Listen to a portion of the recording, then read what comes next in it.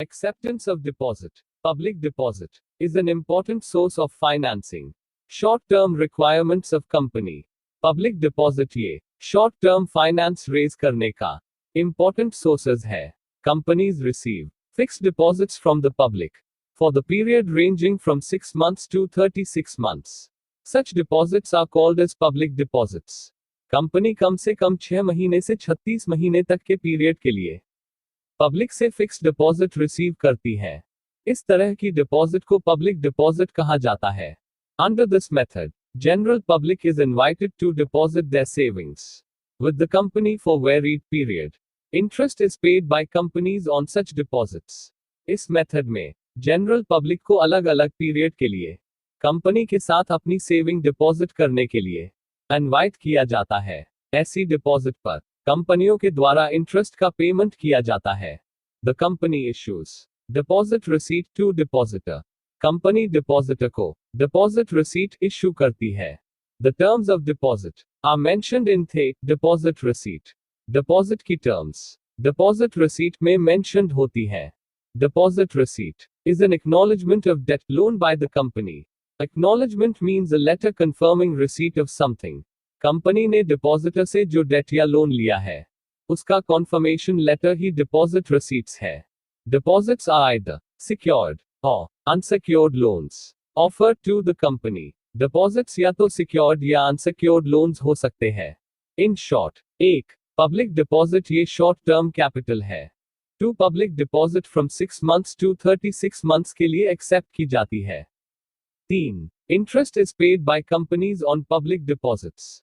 4 depositor को deposit रसीद दी जाती है. 5 डिपॉजिट रसीट ये कॉन्फर्मेशन लेटर या एक्नॉलेजमेंट है. 6 डिपॉजिट्स या तो सिक्योर्ड या अनसिक्योर्ड लोन्स हो सकते हैं. Meaning of deposits as per section 2 subsection 31 of companies act 2013. Deposit includes any receipt of money by way of deposit or loan or in any other form by a company, but does not include such categories of amount as may be prescribed in consultation with the Reserve Bank of India. Company Acts 2013 Section 2 Subsection 31 के अनुसार deposit या loan या किसी अन्य रूप में पैसे को लेना, इसका समावेश डिपॉजिट में होता है, पर रिजर्व बैंक ऑफ इंडिया के सलाहानुसार अमाउंट की कैटेगरीज में इसका समावेश नहीं होता. The above expression has been further elaborated by Rule 2 subsection 1 clause C of Companies Acceptance of Deposits Rules 2014. This rule provides that deposit means any receipt of money in the form of deposit or loan by a company. Deposit का मतलब है किसी भी company ने deposit और loan तरीके से लिया हुआ अमाउंट, उसे डिपॉजिट कहते हैं. However, deposit does not include following. 1. Any amount received from central government or a state government. Central government या state government से मिली हुई amount, ये deposit में include नहीं है. 2. Any amount received is loan from any banking company. कोई भी banking company से लोन तरीके से मिली हुई amount, ये भी deposit में include नहीं है. 3. Any amount received from foreign government or international banks. Foreign government या international banks से मिली हुई amount, ये भी deposit में include नहीं है. 4. Any amount received by a company from any other company. कोई भी कंपनियों से कंपनी को मिला हुआ amount, ये भी deposit में include नहीं है.